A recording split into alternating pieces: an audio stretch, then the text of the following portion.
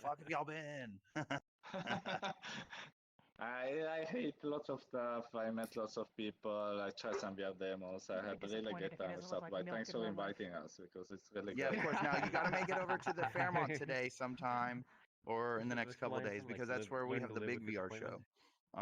And that Yeah, starts. I already went there yesterday.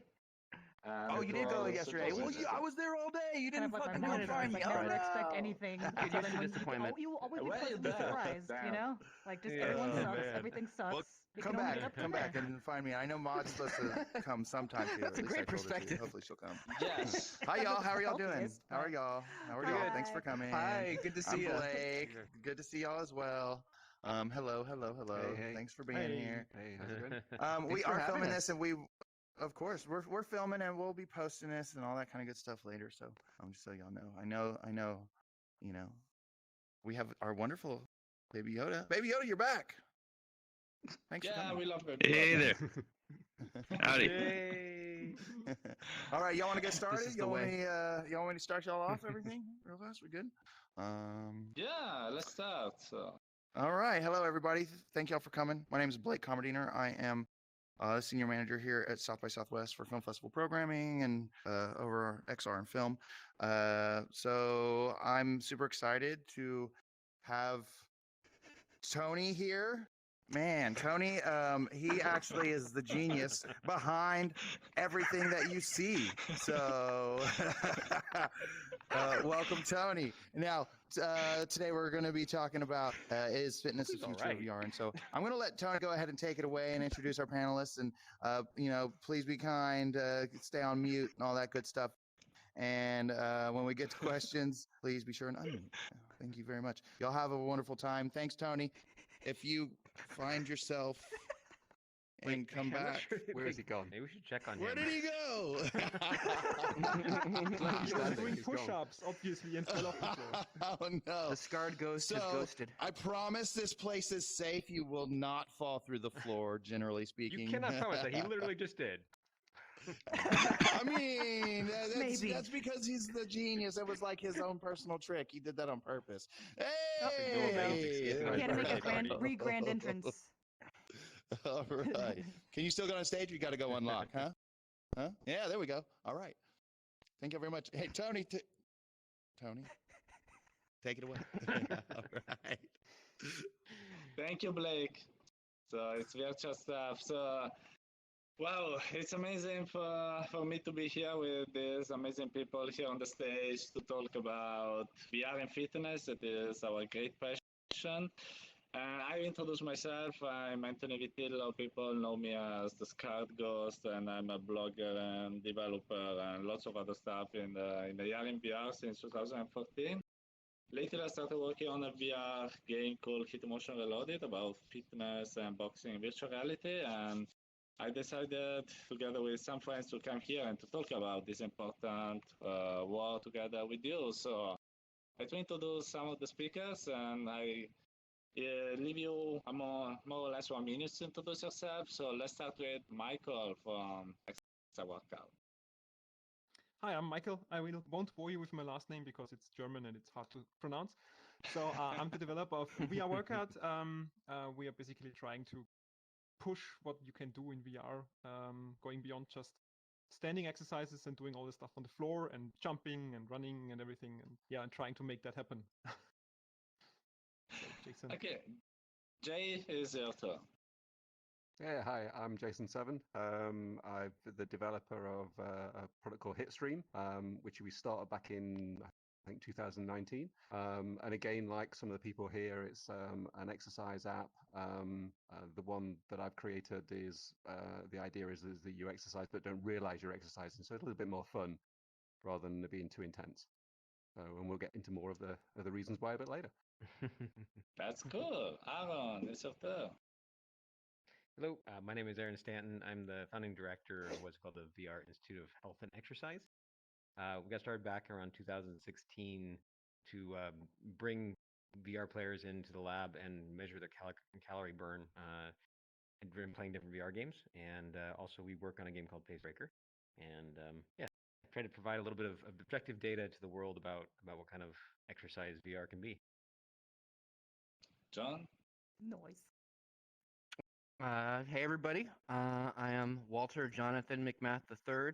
Everybody in this space calls me the Samurai Lawyer. I am a non-dev. I don't code. I can't make cool environments like this. But I got my first headset last year and was so impressed by the direction of this technology that I started trying to get into the field immediately. And so now I work as VR content creator on Crazy Kung Fu, and I work on a bunch of other projects, including Samurai Slaughterhouse and Piano Vision AR. And I'm really excited to be here with all you guys. We too. As a And last but not least, Jasmine. Hello, my name's Jasmine or Atom Bomb Body. I mostly help teach others how to be able to live stream and record VR, but I'm also the community manager and marketing for Live, which is a VR capture software.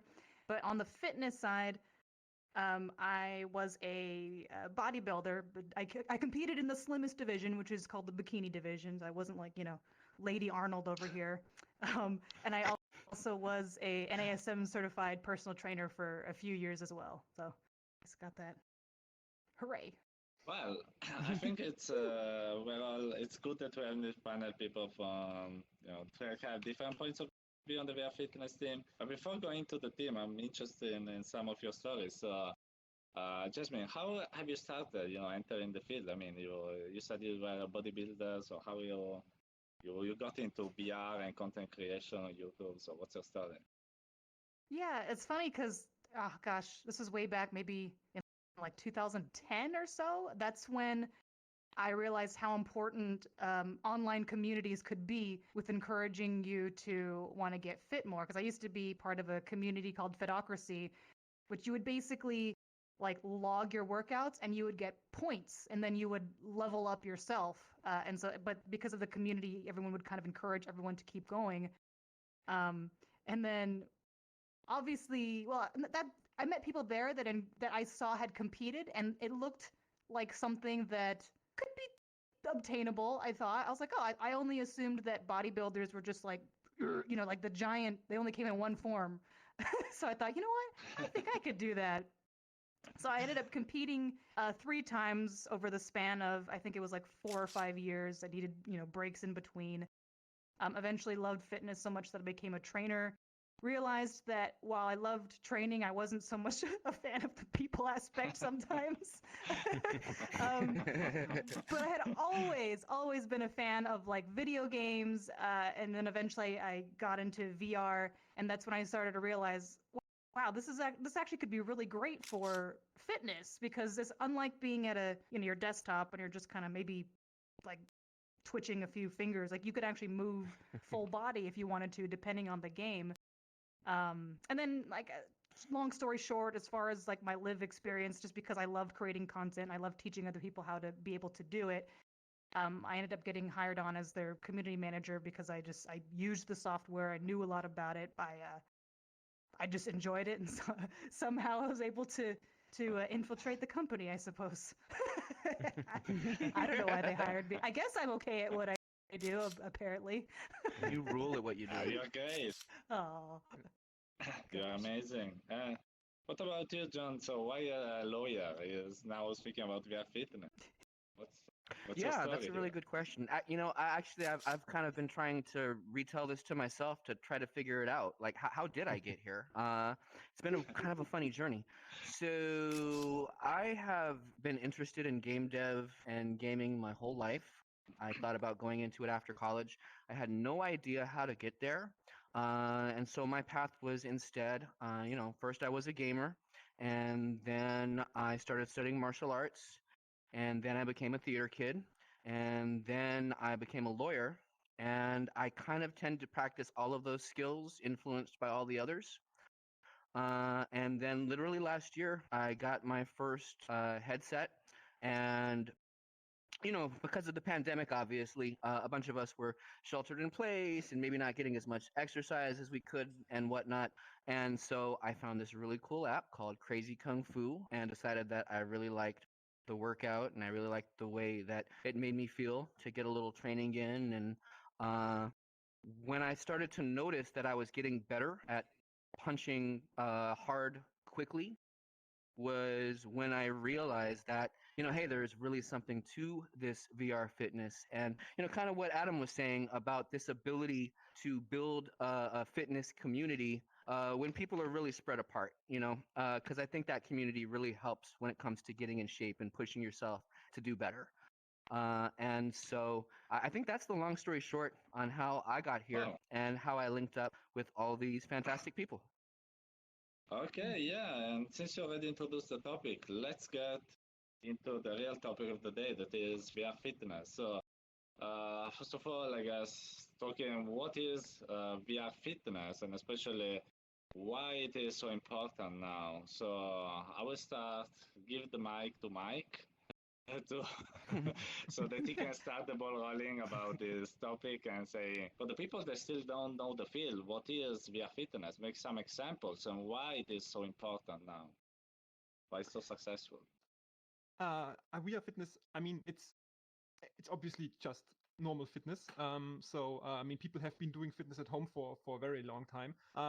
But I guess everybody who isn't really that driven to overcome all those obstacles you usually have, that you have to basically find your inner motivation to not sit on the couch, or to not go to the snack bar, or to not go to simply not move, which we probably a lot of us tend to do in our jobs as well. And a lot of people don't have that want actually to do that, but don't have the drive. And there's always been in the past, I think Aaron can agree on that, this dream of making fitness or exercise kind of fun, and kind of in a way that you want to do it and not have to do it.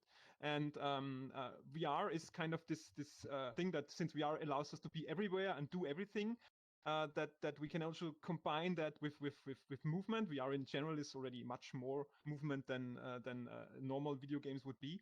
And using that, we can actually create experiences that are either not even tended to be fitness, but do make you move as much as possible, or what we are doing is going a little bit further and making something that's really fitness, but also combined with a game, so that you actually want to exercise. I guess that's the basic thing. Yeah, I mean, Aaron. I think that that VR is already very physical as technology. You move while playing whatever game, so it's a perfect fit, because it's also require you to move. VR also adds the fun factor to the whole experience. So that's what is in my opinion what makes the two things work really well together. So that VR can add a bit of fun to the fitness. I don't know if you agree on this. Yeah, if I may add to that too. Oh, sorry, I didn't. It's very hard to tell. No. I wanted to give it over to you anyway, because you are the one who started. So I was going to add on to that like so what a lot of the work that we do at the institute is based on kinesiology research, right? And one of the things that the kinesiology research has found is that the number one predictor of success in any kind of exercise is compliance. Are you going to do it over and over again? And fun exercise is a huge part of that. And then the other thing is that they found that rewards after the fact, like saying that you're going to give somebody money if they do a certain number of exercises, or that they're going to lose weight or look good or feel healthy, has almost no statistical predictive value for whether or not somebody will actually exercise. But what does predict whether somebody will exercise is, like, somebody says, I like doing the exercise. It sounds kind of stupid, but like, if somebody says I like playing baseball, it's a great predictor of whether or not they'll play more baseball. So the way I kind of phrase that is that like you cannot give somebody candy to get them to exercise, but you can get them to exercise if the exercise is candy. And VR is the closest thing we have to candy exercise, I think. Wow, that's very interesting. Yeah, I mean, I'll add to that in terms of the fact that what we did with Hitstream was to try and, as I say, make exercise fun, and the benefit in terms of when you play, you then realize after you take the headset off, it's like, wow, I had a really good workout, sort of thing. So very much that point around, you actually want to do it because you then get a benefit from doing it afterwards, rather than just having to go to the gym. I mean, I'm definitely one of these people that don't like going to the gym. never have lights going for the gym. And when I got my first headset and then put it on and then actually tried some of the fitness apps, I actually wanted to carry on doing it. It was like something you could do in your own time. You're not being judged. It's for your benefit, and you get into that repetition. And so that for me was a real great sort of introduction to doing something healthy, but with a piece of technology. And then obviously moving that on into trying to create an application myself to I guess create my vision of what I wanted to do for a VR fitness app. But absolutely, in terms of the fun factor or the repetition is definitely an important thing, and certainly what I've seen from people who's the good feedback. I remember one of the very first times I ever, when I first realized the VR could be exercise, I was playing a game called Audio Shield, and Steam told me I'd played this thing for more than like 100 hours. And I remember there's two thoughts that came to me, and both of them fascinate me now. Which is the first one is like, if I was going on a date with somebody, I would probably not brag about that. Like, guess what I've been doing the last 100 hours of my life. And then the second thought was kind of like this, but why is that? Because I certainly felt like I was doing exercise, and if it was exercise, first off, it made my VR exercise like the most effective exercise equipment I'd ever owned in my life, because I'd never spent 100 hours on my treadmill or elliptical or whatever, right? Second thing is that like we have these stereotypes, these mental images of how you're supposed to be fit, right? It's not just that you are supposed to be healthy and exercise. It's you're supposed to do it in a way that is approved. It's you're supposed to be in the gym. You have to go through the pain and the suffering of becoming healthy, and therefore I would not tell somebody that I was exercising in the wrong way because it happened to be attached to games, and that was a really big realization for me. And I'm loving to see how much games and exercise are no longer being contradictory the way they used to be 10 years ago. Well, Aaron, let me. Oh, sorry. Well, I'll be super quick. I was just gonna say. I want to tie that. Yeah. I just want to tie that point to something super quick that Jason said about the lack of judgment. Just because, people don't necessarily feel good about going to the gym and working out if they don't feel good about their bodies. If people feel like, oh, I'm working out the wrong way, then, maybe that can make it more difficult for them to go and work out. I think like the ability to work out or to train in a judgment-free environment is absolutely one of the biggest benefits of working out in VR. Please, Adam, I'm so sorry. Oh, well, just basically to add on to that too, it's like give anyone an excuse to not work out and they'll probably take it. Like, oh, well, I'm at the gym and the machine I want is taken, or like the free weights I want is taken. I guess I'll just either not work out fully like I would have or just go home. But with VR, you don't really have that. It's just you and the game, and ideally if you like it enough to want to come back, there's no real waiting period. You can just go in and work out. This kind of eliminates the barrier there of excuses a little bit. I mean, you still have to, I guess, like, turn the headset on and launch game. It's like me. It's like it's Tuesday. I'm not working on Tuesday. But at least it's like less barriers than having to first of all drive to the gym possibly, then worry about everyone else that's around you and getting to be able to use the machines or weights that you want to use. Like that's, eliminating significantly a lot of stress there, which is what I loved about VR too. And it's cheaper Actually, in a lot of cases. I want to pick up on that because the barrier alone is actually not only the thing that can't be the main reason, because the barrier, if you're at home and you can do a YouTube tutorial or you can do it without anything, then the barrier will basically be zero. But I think it's the perfect combination between committing and barrier lower. Because if I'm going to the gym, once I'm at the gym, I'm going to exercise because I already passed that barrier, and not doing it is actually more work than just doing it, because I already spent, so I already committed. And the thing is, in VR, you have very, very little barrier to commit. But when you're in VR, then you have everything else is shut out. So you have no more distractions. You have no more things that trying to get you away from the exercise. So it's basically the perfect combination between no barrier and stickiness. Yeah, I mean, but I saw that when also Jasmine was talking, we're already in the theme that now like, there is a bit of this debate, the gym versus VR. So is VR going to substitute the gym? Is the training good as the one you can get in the gym? So there is always this talk when I speak about VR fitness with someone. So what's your take on this? Let's start with Aaron, and then to Samurai after it. Me? Oh. What are your thoughts on the mix between gyms versus VR? Yeah, sure. So I mean, the first thing I guess I would say is I personally think that what we're learning in VR and XR today is going to be inevitable in all exercise of the future, whether it's at home or at the gym or like we're learning things today that I think most people don't realize how fundamentally different this generation of exercise can be. But and the first one is that you can absolutely get that there are definitely games you can buy that you can play that are as good of exercise as you can get at most exercise gyms or equipment, right? Especially from a cardiovascular standpoint.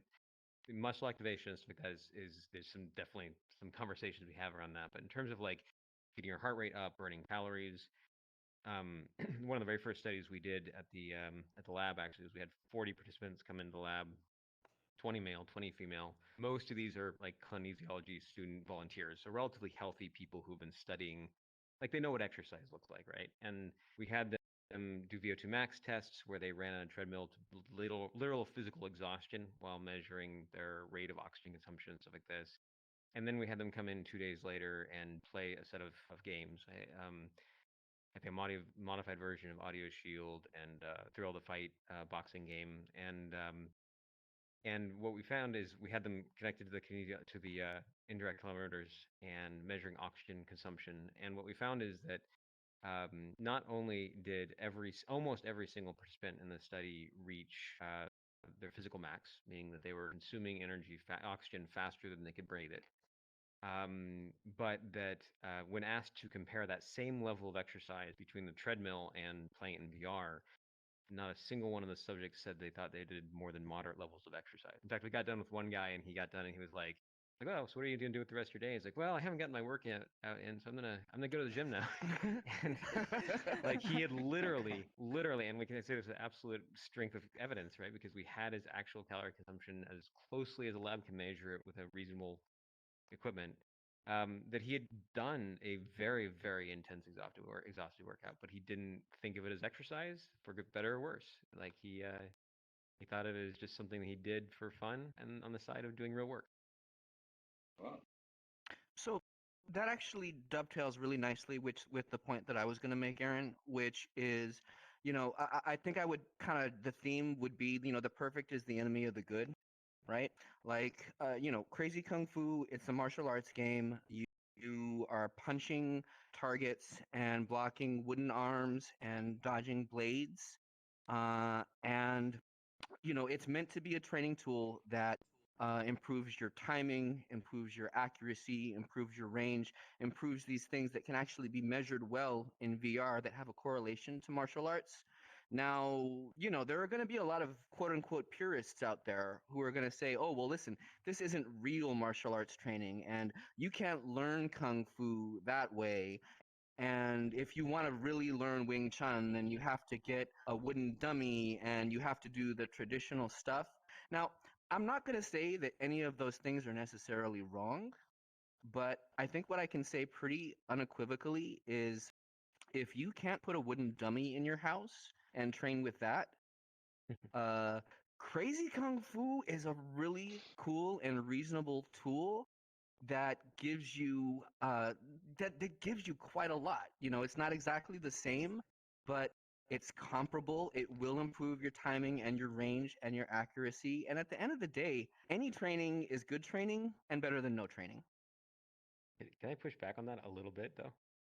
Hit Because me. I love that sentiment, but this is actually when we first started the institute, one of the things that we ran into a lot was a kind of two sorts of negative pushback exercise in VR. One is I remember the first article we wrote. There was like about 30% of the responses were kind of very, very critical, and there are two flavors. One was like the super obvious one of like I'll make quote this wrong, but it's something like one of the responses was lazy ass gamer, get off the couch, go out, get a girlfriend, play a sport, and be happy for the first time in your life. It's like literal, very close to quote, right? And that one's pretty easy to push aside, right? Because it's like that one's clearly uninformed. But there was a secondary kind of category of response, which I like. I like the intent much more, but I are equally wrong, which is like don't worry, like nobody's really suggesting you can lose weight or become healthy by playing VR. but it's for those people who are not doing anything else. It's better than nothing. And like I said, I like that intent more, but what we're finding in the lab is that it's equally wrong, right? I understand what you're saying is in terms of learning the skill of kung fu. Of course, there's differences, and so I'm not necessarily contradicting you, but I just want to reinforce that like we're not seeing like we in from the data we're showing and finding in the lab, it's not like VR is an alternative form of the exercise that you do when you don't do real exercise or can't do better exercise. Um, Not only is there existing games out there and people working on this panel right now are building them like that can be as good of exercise as going to the gym, at least again cardiovascularly. But that there's a whole category of things that VR and exercise can do that is absolutely impossible in traditional exercises that I don't think the world even really started to touch on yet. And I'm pretty excited to see what we do with them. Okay, so it seems that there is the ongoing debate about this thing, and personally, I also agree with what has been said lately. I mean, I'm not a gym master, but when I go to the gym, I have there's also someone that is correcting me if I'm doing something wrong. But I also agree with the samurai lawyer when he says that.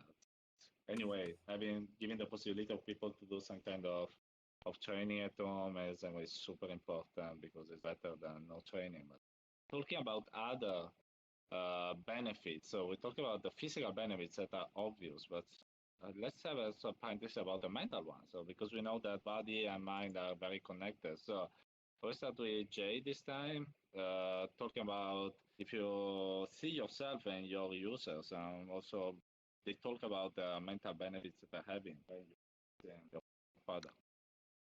Yeah, I mean, when we started this, obviously COVID had just hit, and a lot of people were having difficulty in terms of getting out of their homes, and and it was very kind of isolating. So it makes people kind of shut down. They can't get their physical exercise, which then has a real mental impact as well.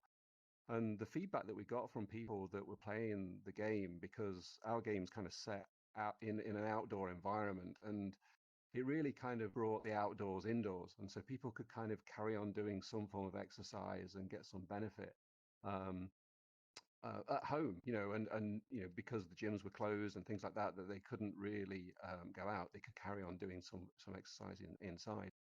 And again, we had sort of feedback from people saying that it really kind of lifted their spirits at a time when everything else was crashing down. They could at least carry on doing some exercise, which improve their kind of mental health as well as stability and things like that. We even had people reach out to say that even if they were having difficulty going out, that this kind of gave them an avenue with VR to be able to connect with other people. So it wasn't just a case of, oh, we're shut inside, we can't, we can do a bit of cardio exercise, etc. with VR, but we can also reach out and connect with other people and almost exercise with others, even though we're still at home. And so again, kind of connecting people through this medium is a real healthy kind of side benefit. And a lot of the applications that we're involved in have not only that exercise element, but they have that competition element, that connected to other people sort of element as well. So again, it brings that sense of community together all through these types of applications. And again, it's across the world. We've met people from all around the globe that have all connected through these type of applications. And I think that's great. I think the sense of community that you wouldn't get in a gym. This sort of thing. All the people that are around this panel are all from different parts of the world, and that's all through this topic of VR and fitness. Aaron, do you have any data about the mental benefits VR is giving? Fitness? I wish I could speak more confidently than that one to that one. We scope ourselves to things we can really clearly define and then make bulletproof data around, which is calorie burn during play. I mean, I certainly agree with everything that was just said. I talk my 80-year-old father, sorry, father into buying a VR unit so that he and I could exercise with each other. I'm currently in Vietnam at the moment. He is in Manhattan, Kansas. And like, yeah, I mean, like, I think that sense of community is incredibly powerful. Wow. So, and it's important that to give these benefits, people use the applications. I don't say necessarily every day, but at least few times every week, because like going to the gym, just going once is easier. Difficult thing is to make people stick. And it's great that in this panel we have content creators for the software like me, Michael, James, etc. And we have people that are more on the user side, like Aaron, like John, and Desmond. So it's interesting that we maybe debate of the strategies that work and make people be committed in using this kind of VR fitness application. So I will start with Jasmine this time and asking for your experience and the people that follow you on your amazing tutorials. What do you think is what sticks the most with users to using, returning to use VR fitness applications every day or every week? It's hard to say what sticks exactly because if I didn't have the experience that I had, like I feel like once you get like personal trainer certification, you almost feel like you're obligated to give warnings and kind of give like what you're supposed to say. So what I usually tell people is like, VR, getting your cardio in VR is great, but don't forget to be well rounded. So maybe you might need to do some resistance training before and then, jump into a VR cardio game after. And that's usually what I do is I'll do some sort of like resistance weight training before and then the fun stuff. Like so I'll try to get the more difficult things that aren't as fun out of the way first. And then VR cardio is my reward for actually being able to do the stuff I don't like as much, if that makes sense. So that's what I try to tell people is like, the cardio is great, but don't forget to be well-rounded in other sense too. And maybe if you have to do the parts you don't like first, so be it. You can't do, you can't have your dessert until you eat your peas, sort of a thing.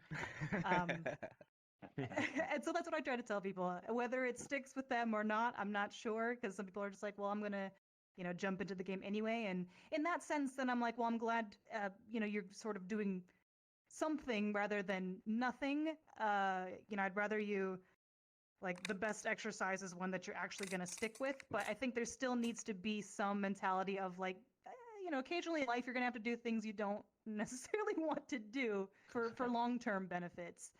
But yeah, usually I'm like, don't forget to get some of that stabilization, resistance exercise in before the fun stuff. The fun stuff is good too, but it's more of an addition, like a more of a benefit, if that makes sense.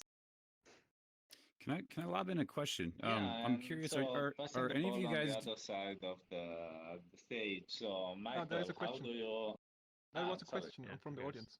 Yeah, I've got one. Tiny Yoda down here.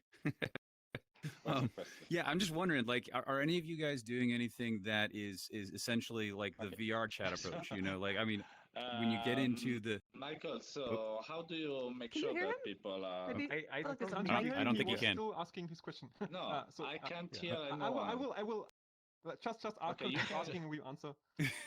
Okay. The question is like, are any of you doing anything that's like real time group like exercise stuff as opposed to the game thing where people go in and get part of the community that way? Like this VR chat world we're in right now.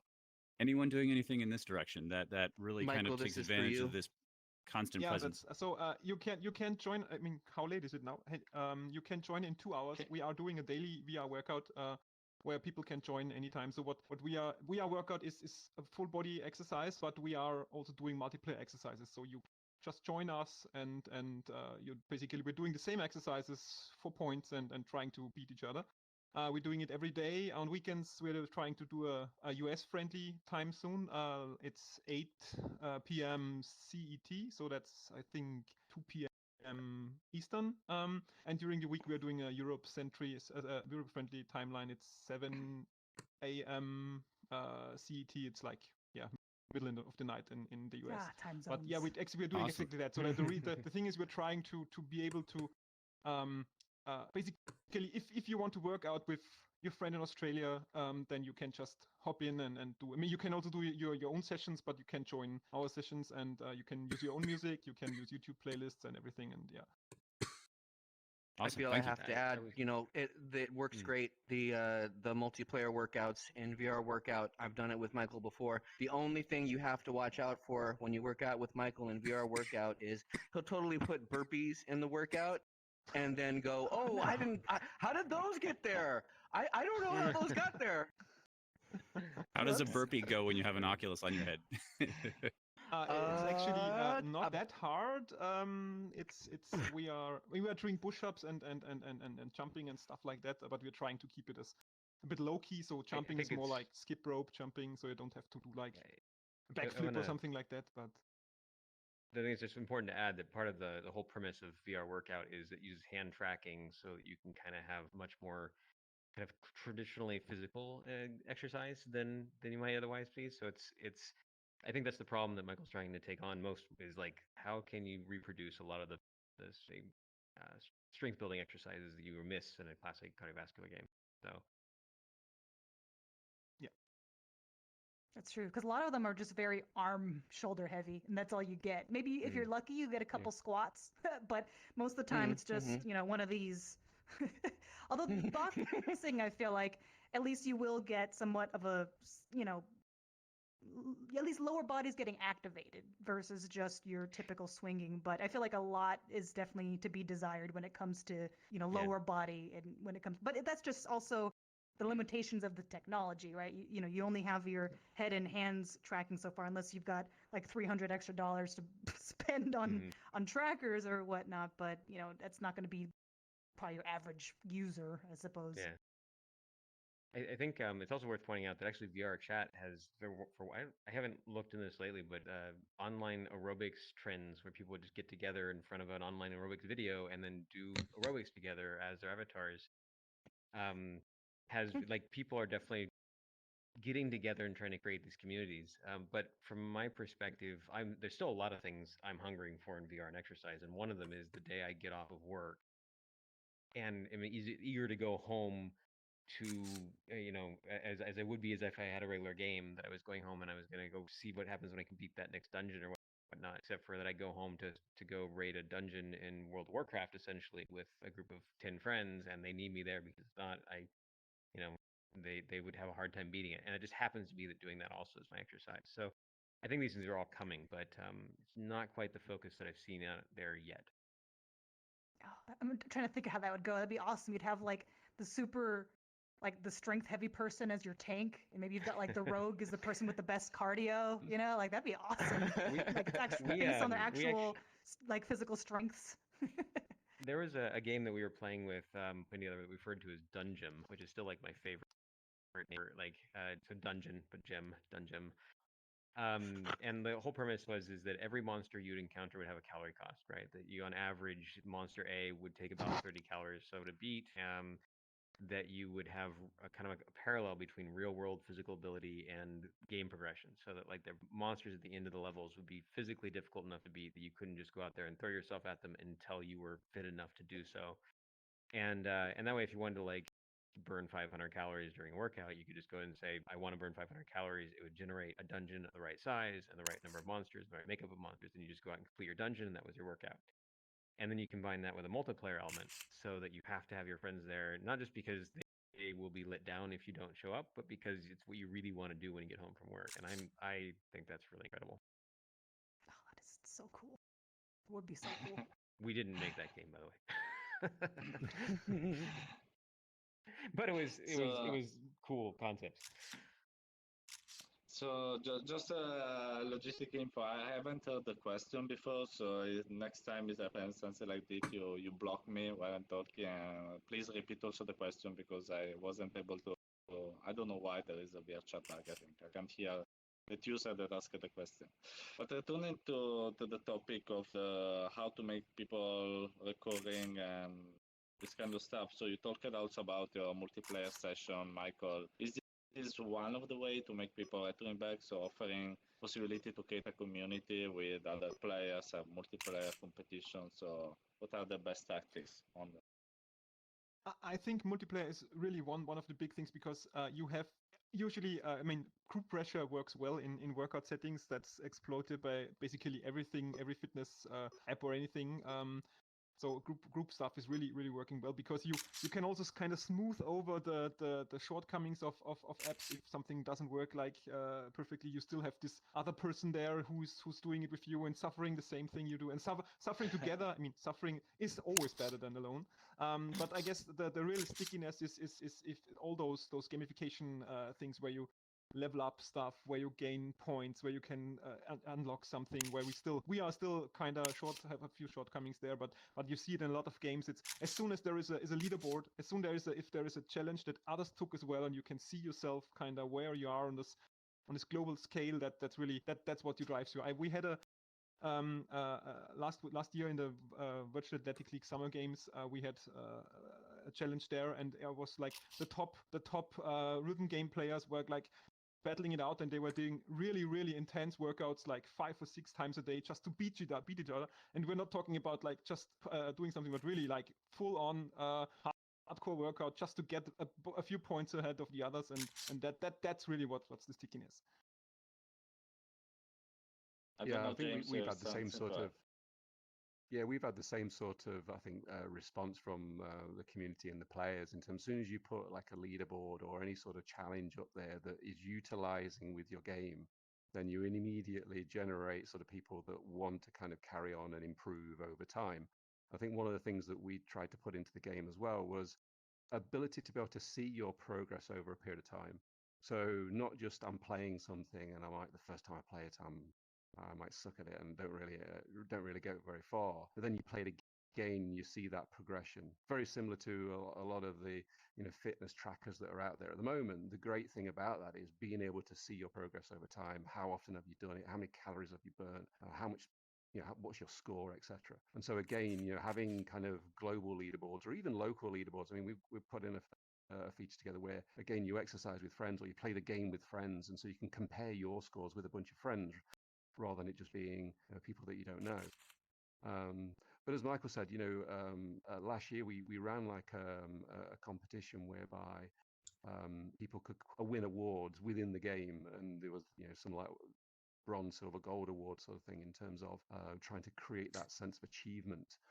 And we did something like beat the developer sort of thing. So I would go out there and try really hard to create a really ridiculously hard score for people to beat, and quite a few people actually did.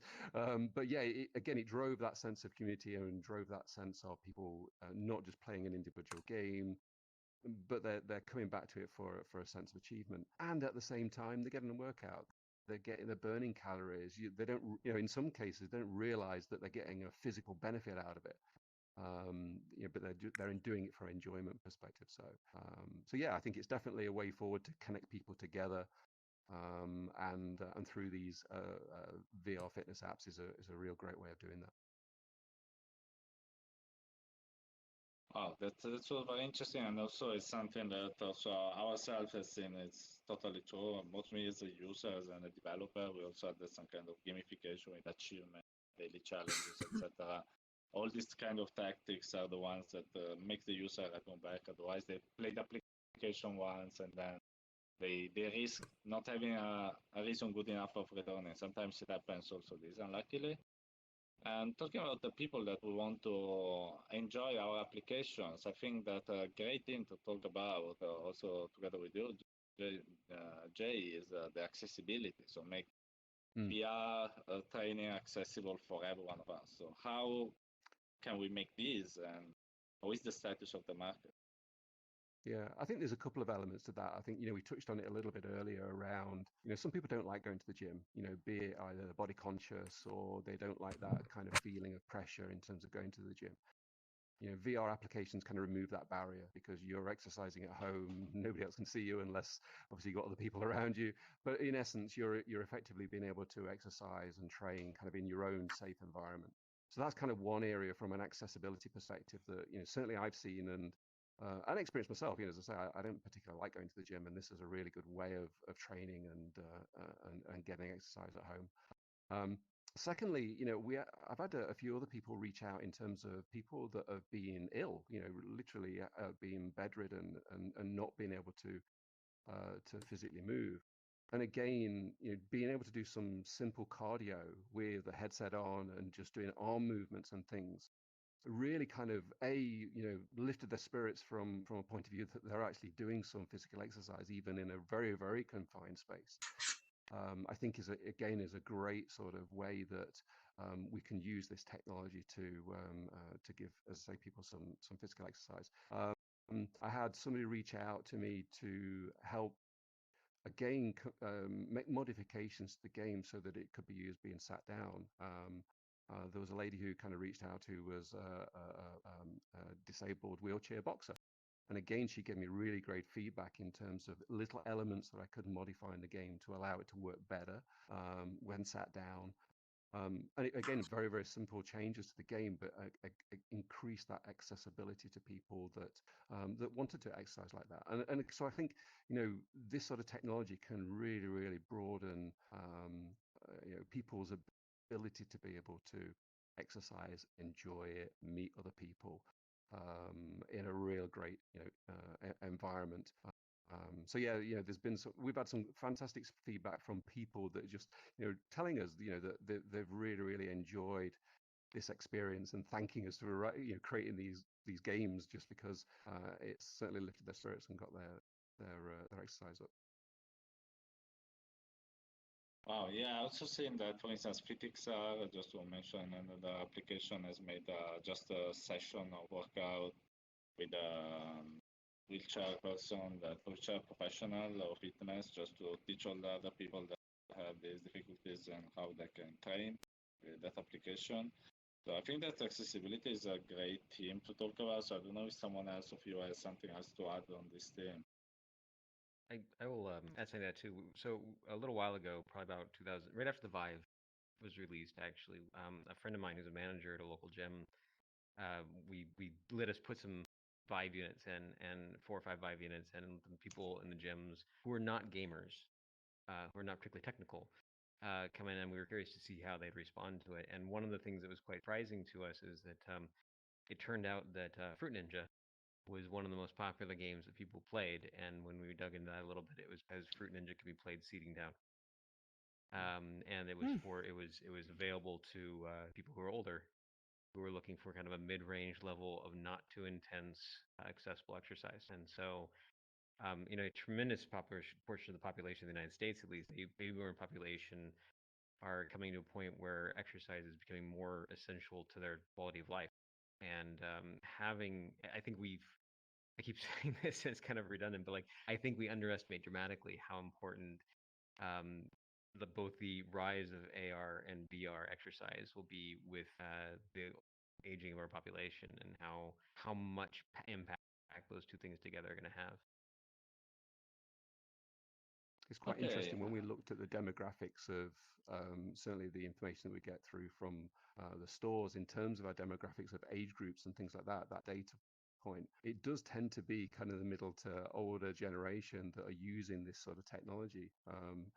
And you're right, it doesn't actually tend to be a lot of gamers. It tends to be people that are first-time users of this sort of technology. And I think the likes of Quest, etc., have made it accessible to people that aren't gamers. And some people have just bought the devices just purely to be able to do exercise, and then got into other things as well. But yeah, I think in terms of that spectrum of age that this sort of thing generates, I think is great. It's one of the things I think we're going to see. So there was a study that was recently done, and I'm going to quote it wrong, but it's going to be generally right. But so there was a study that was done recently where they asked several hundred VR owners like how they used their headsets during the first lockdown and pandemic, and what, not surprisingly, roughly 98% of the people who responded said that they had played VR for games daily during the lockdown. But surprisingly, was it 75.9% of people said that they used it to exercise daily. There's a few things about that are interesting from an accessibility standpoint. One is I just think we don't have the data, but I'd be very surprised if 75.9% of treadmill owners exercise daily on it during the lockdowns, which would mean that if I were recommending an exercise equipment to somebody during a lockdown, I think the VR owner might have the winning cake, right? The second thing is that if you look at that demographic, roughly 90% of the respondents were male, 10% female.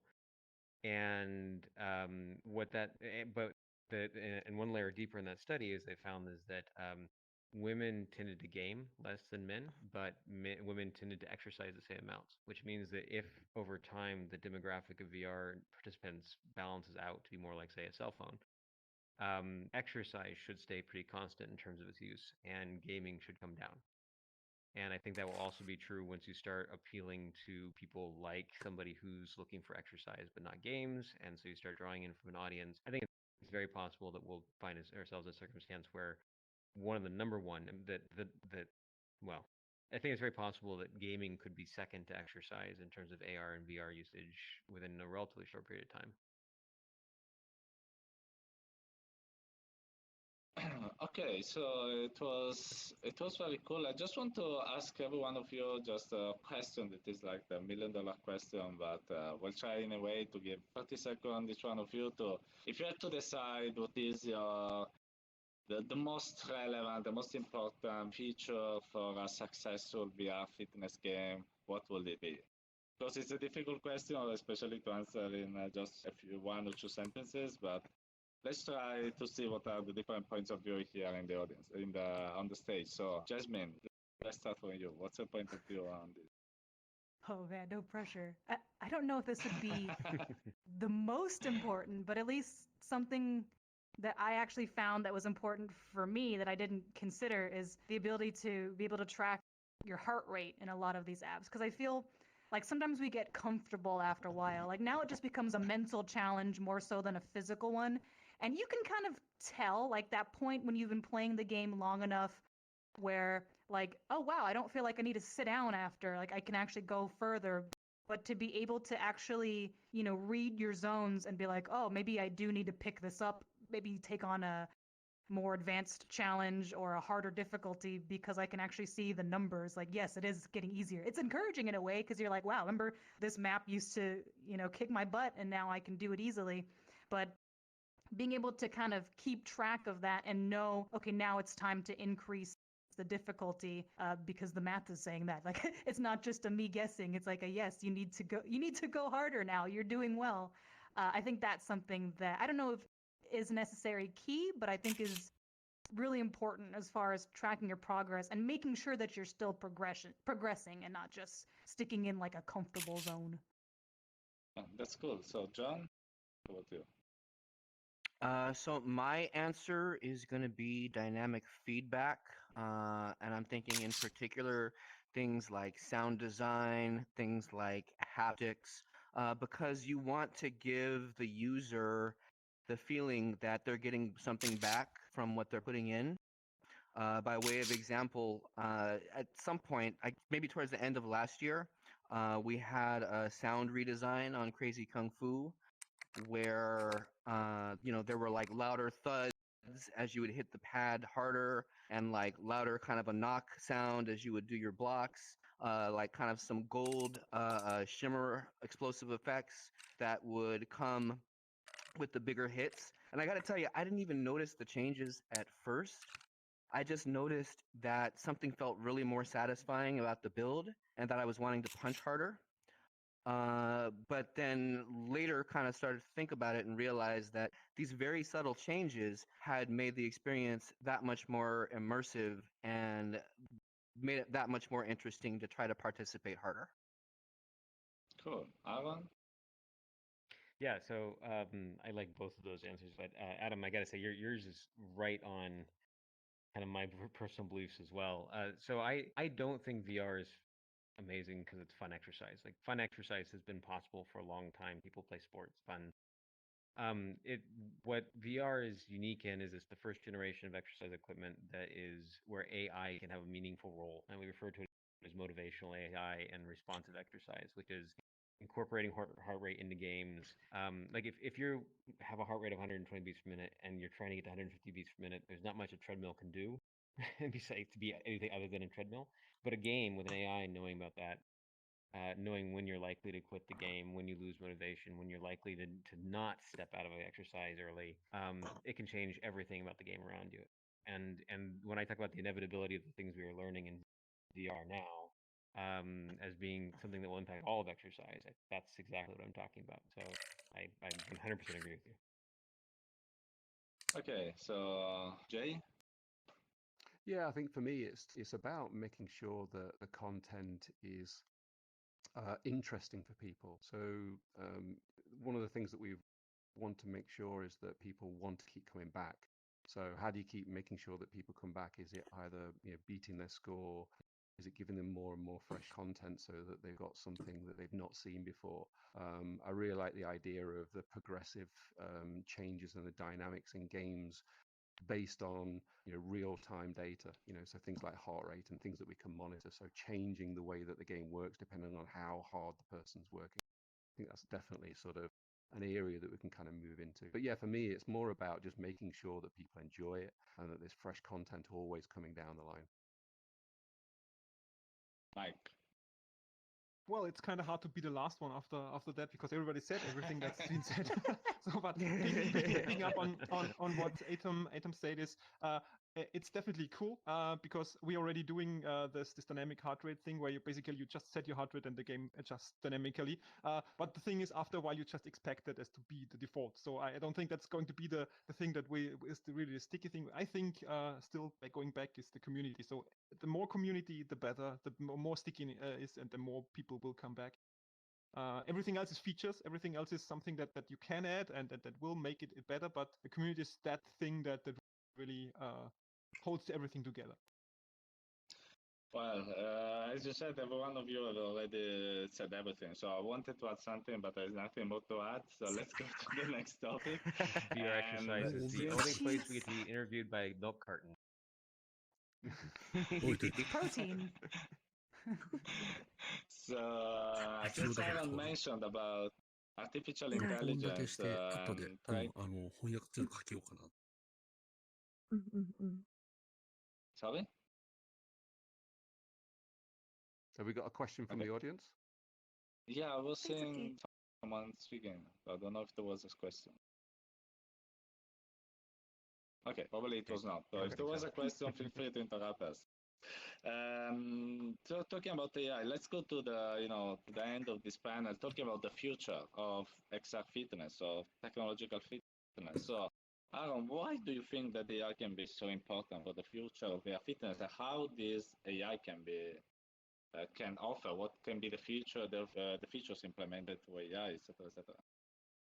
Yeah, well, I mean, so AI is a term that's thrown around a lot, and a lot of the times it's really just kind of heuristic decision making on top of a good data set. And what people don't realize a lot of the times with physical fitness is that we have almost no information on what encourages people to do fitness. Like the ultimate reason I like VR and exercise is because I suck at every other form of exercise. Like I'm really bad at it. And so like I find something that I like doing this exercise. I'm like, yay, this is great. I love this, right? But like the kind of example I use is that like people, hit exercise where you do like high intensity and then rest and high intensity and rest. This is the number one most common form of exercise nowadays.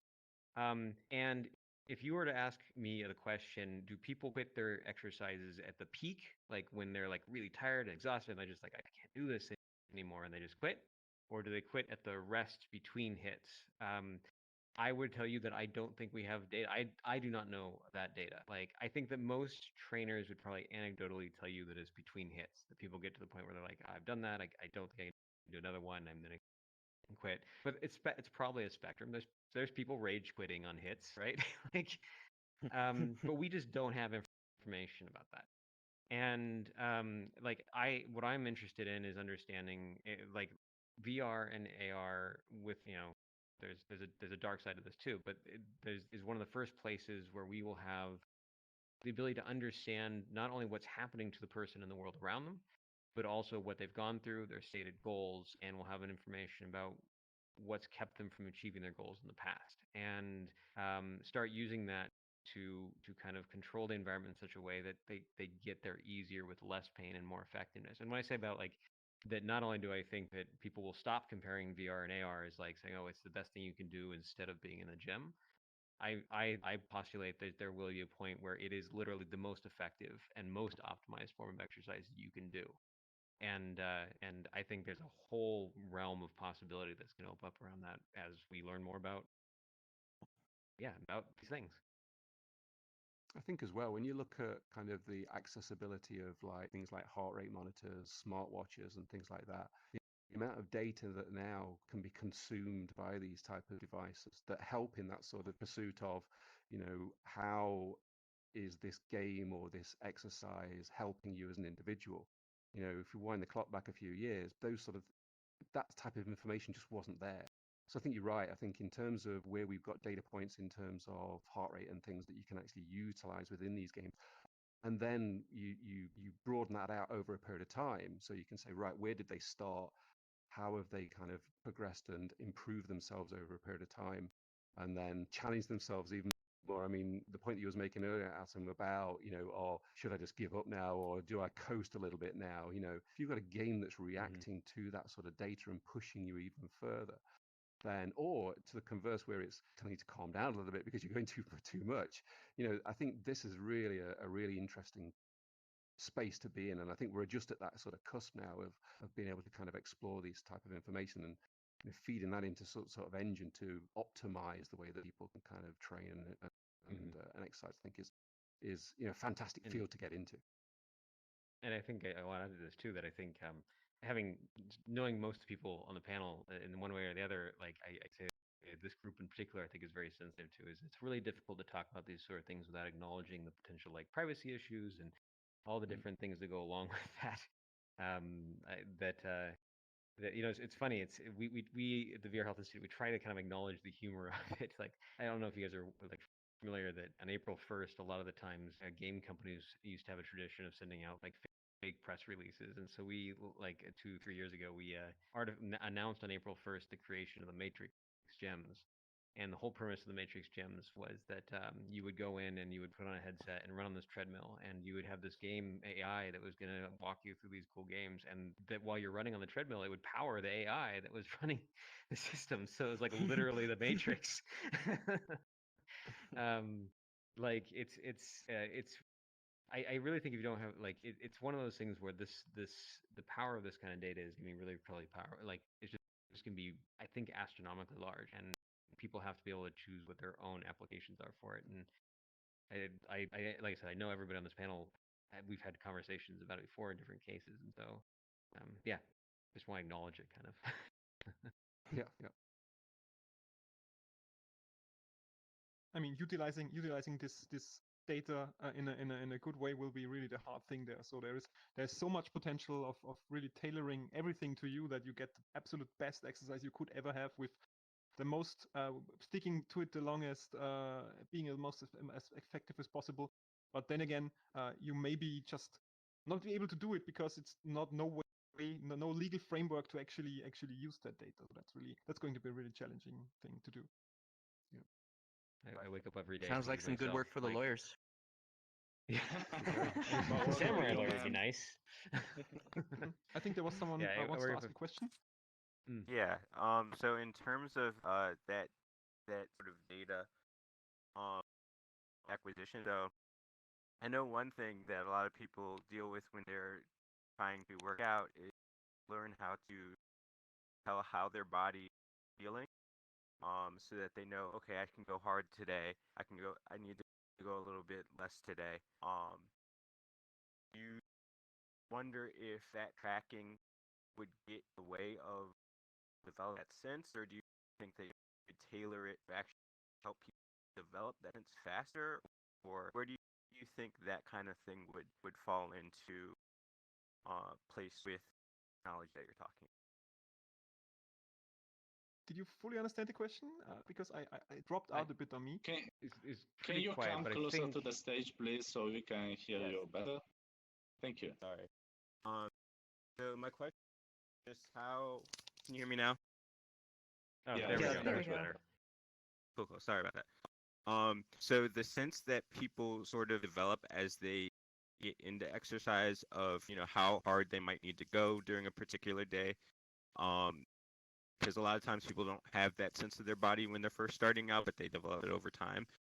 Do you think the technology that you're talking about today could get in the way of that, or it could be tailored to help develop that sense even better, or where do you think that might fall into place? I just want to say yes to all that. Like, yes, it could be good. Yes, it could be bad. I think I there's mean, got it to be could go some sort either of way. acknowledgement. Go. Well, I'm just thinking, so I'm thinking about, like, for example, Lemil's Body Combat is, one of the fitness games out there. I like it because it gives you a finite workout. I know I'm going to put in like 5 or 7 or 13 or 15 minutes, but a really nice feature is it asks you at the end, how do you feel? And I think something as simple as that is a really nice touch. Just getting the person to check in with themselves. Like, hey, yeah, I feel good. Like, or hey, yeah, I like that workout. And maybe I'll do that workout again later. Um, I think that's a good step, right? Just getting people to do that check in with themselves. I am sure that there are ways that we will use AI and use data in the future to make that even a more robust check-in, right? So maybe someday in the future, your AR program will ask you, "Hey, GB Monty, it seemed like you kind of slowed down during the last 10 seconds of that 5-minute workout. Are you preoccupied about that appointment you have tomorrow? Now, is that better? I don't know. Is that an extreme example? Maybe. But in general, I think our capabilities around this stuff are just going to get bigger. Cool, I thank actually you. think that this scale that Les Mills is, that's something where we're definitely going to see something, because there is actually, Aaron, you probably know the name. I can't remember it, or Atom, you probably know it. There is this Borg scale. this scale from 1 to 10, where the relative exercise intensity or something, where you basically say Borg how you scale? feel That's after. not scale 110. Well, can't remember the exact scale, but basically there is a in the clinical system there's a kind of a measurement where you basically try to assess your own feeling after something, where you basically say how good you feel after what you did. And that's exactly what they're doing with, but only with three things, like good, neutral, or bad. But I'm pretty sure that thing is just there for now, so that they can actually use it later on for something better, where they basically give you an first of all, track how your progress is, because if you keep telling the game how you feel after this workout, and you keep doing the same workout, you can see your progress if you're actually improving on that exact exercise. And even more, I think it can be used quite effectively to give you a suggestion of what exercise you should do, because of the knowledge how you felt about this exercise. So I think that's going to be, they are definitely going to use that. I have no internals there, but I'm pretty sure that's going to happen. Yeah, I'll add to that I think that the paramount to me is always understanding what exactly the user is wanting their outcome to be. And the answer to that question, I think the answer is like, it makes both the yeses and the nos to your question possible, right? If somebody wants to get the most enjoyable exercise and to maximize the possibility of returning in compliance to like an exercise routine, then that might be a totally different impact on things like their own self-perception. And how their self-perception might influence that could be very, very different than if I'm trying to get the maximum optimized exercise out of the time that I have, kind of thing. And so, and I just have to say, but I think like the only reason I remember the Borg scale is because it's the only one I know of that I've always liked to believe was named after Star Trek, which I'm pretty sure it was not. But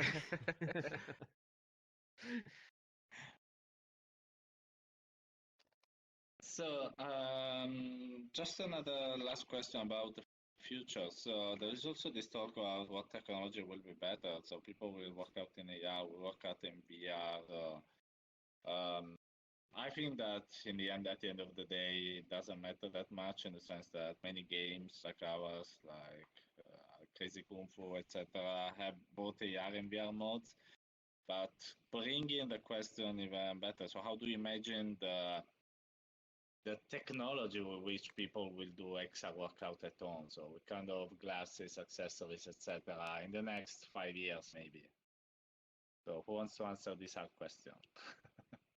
So I can go first. Go sorry. ahead. Sorry. You No, go. go ahead. No, you go. Please, Just Jasmine.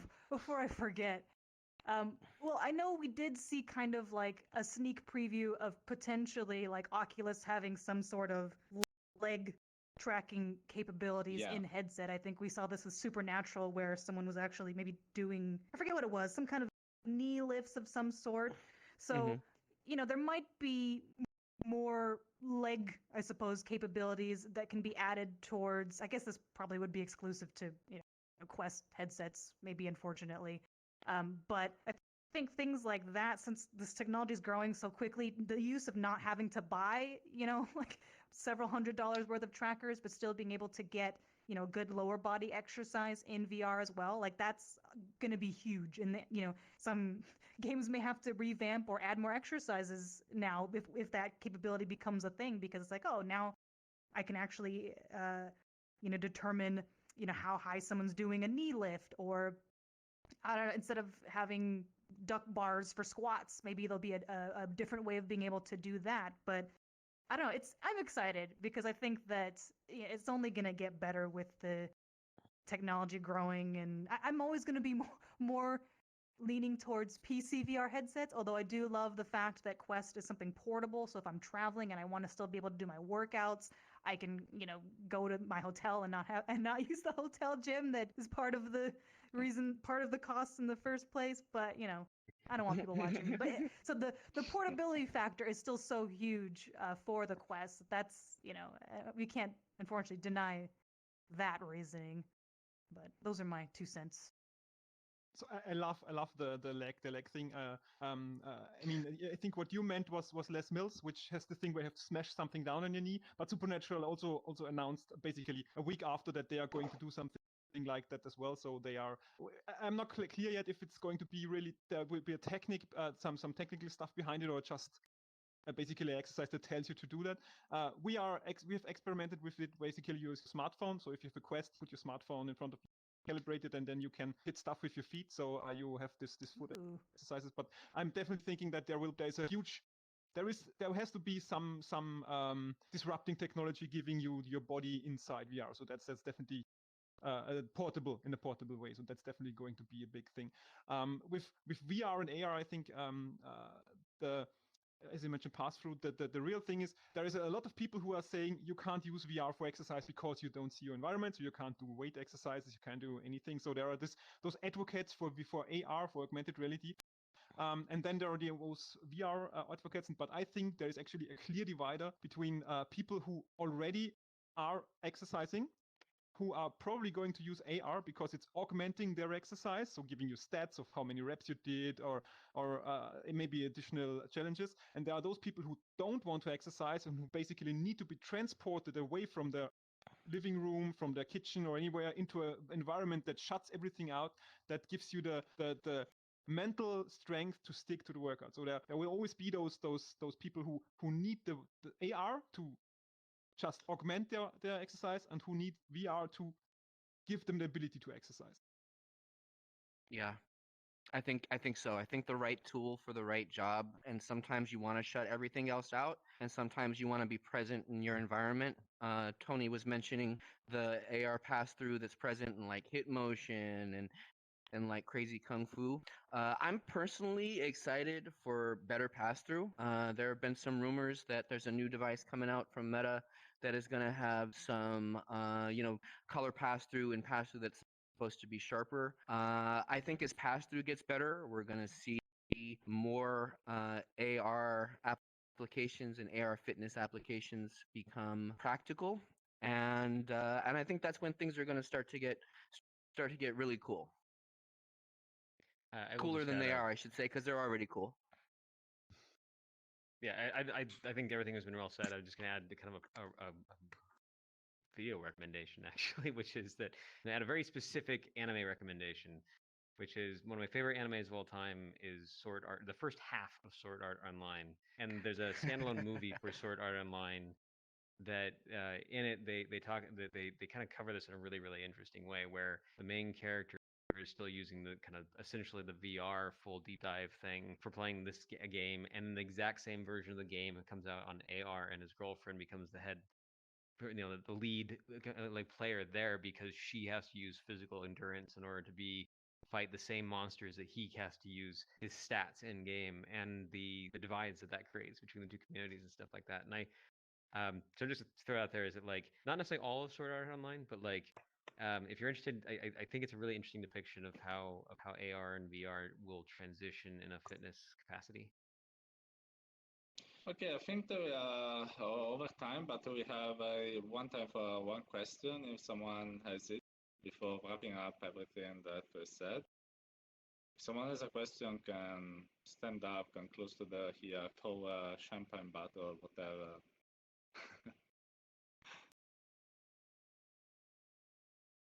Is that Yoda with a beer? Okay. Yeah. Are This you is the a way. big We sir? respect you. The beer is That's part of the you know, exercise. Like yeah. The restore after a long exercise, you know. Now you know why Yoda can be so cold, you know. He drinks a lot of beer. He's chill all the time.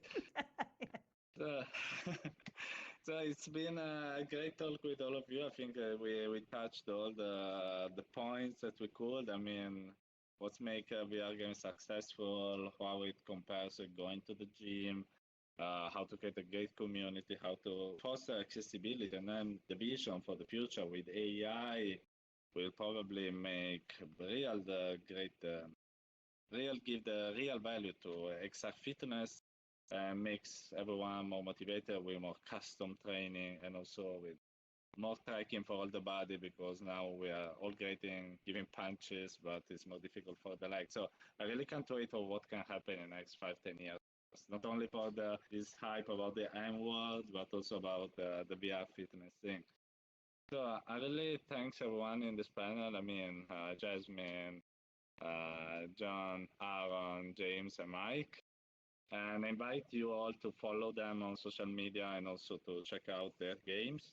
And before leaving, I just want to tell you that we are very happy to tell that we as a team of indie VR developers are very interested in organizing some event about indie VR fitness and make more debates, more lessons, and more initiatives that go beyond this 1 hour panel. So being able to giving more information and create also a better community about extra fitness. So stay tuned on our social media channels because some news are coming pretty soon.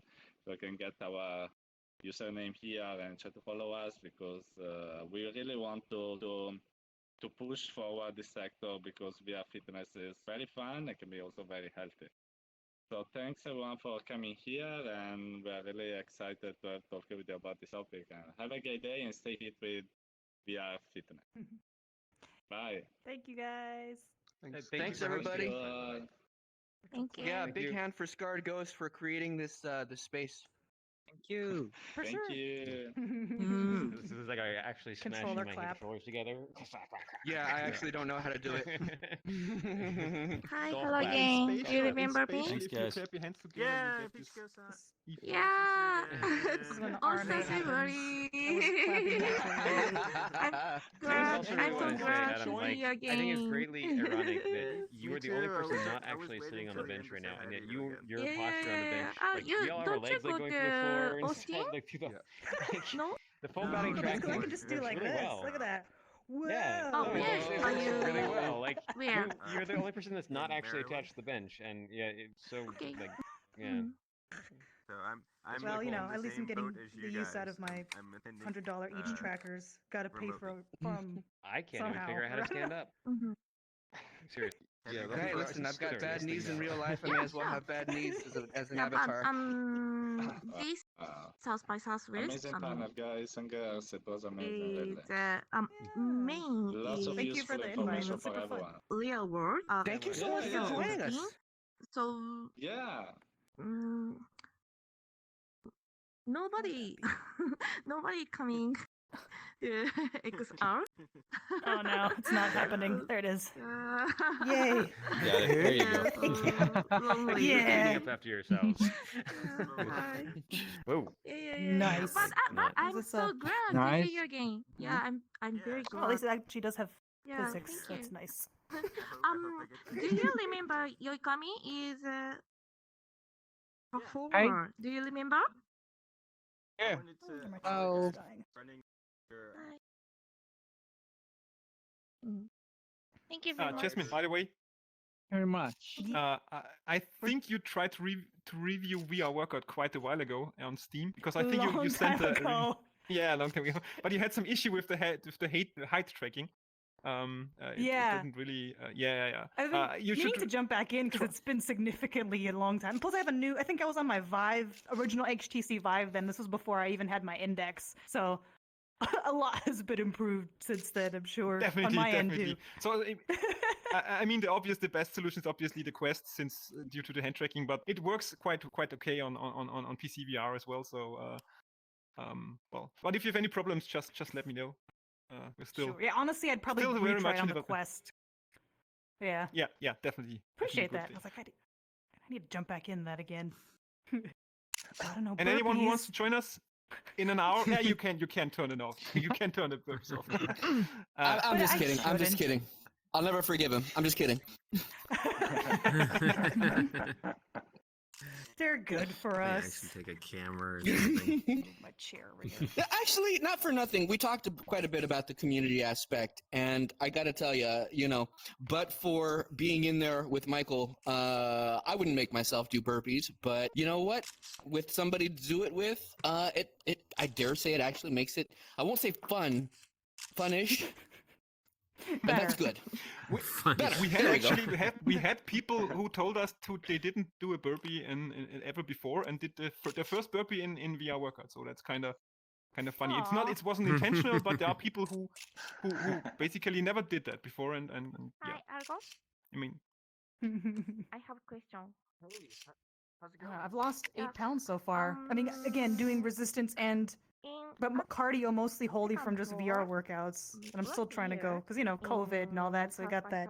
You can't tell on my very slim avatar that's got toothpick arms, but I'm packing a little more than I used to be.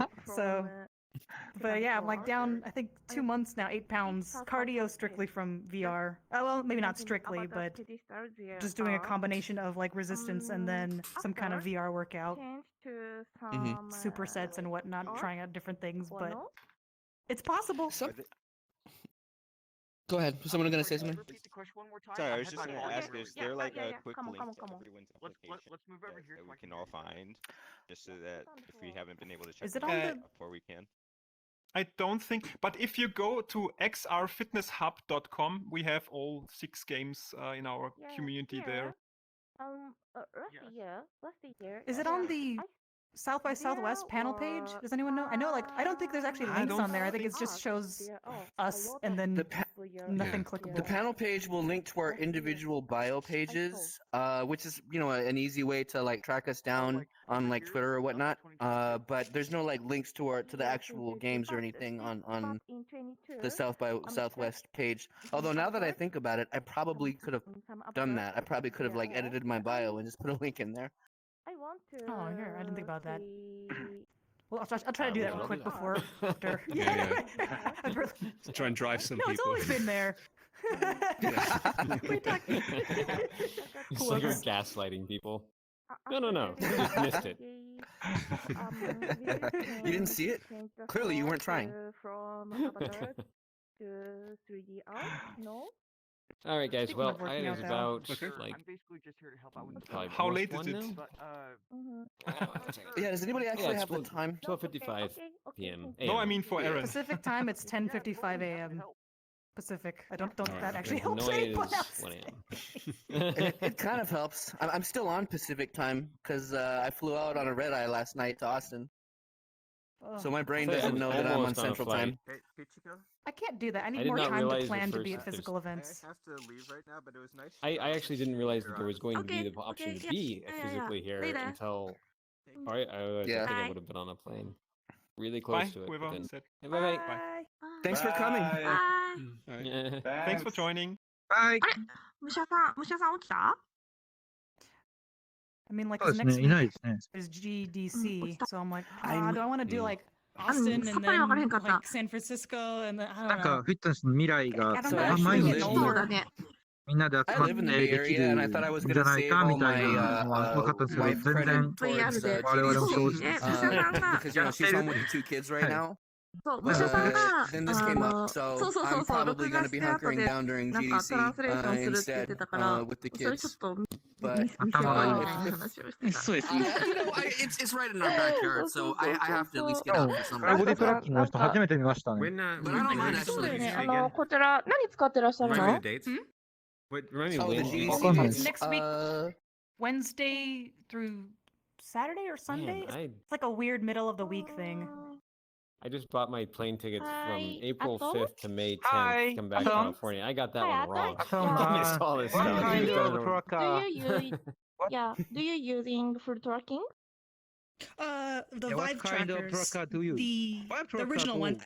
I don't have the 2.0 ones. These are the original Vive trackers. Yeah. Vive tracker. I have 3 of them. There's Me one on too, my me too. one on my waist, and then there's one on Yeah. each foot. I can't afford any more than 3. Yeah, me too. Too expensive. Yeah. But yeah, that works good enough. I mean, I wouldn't mind trying like the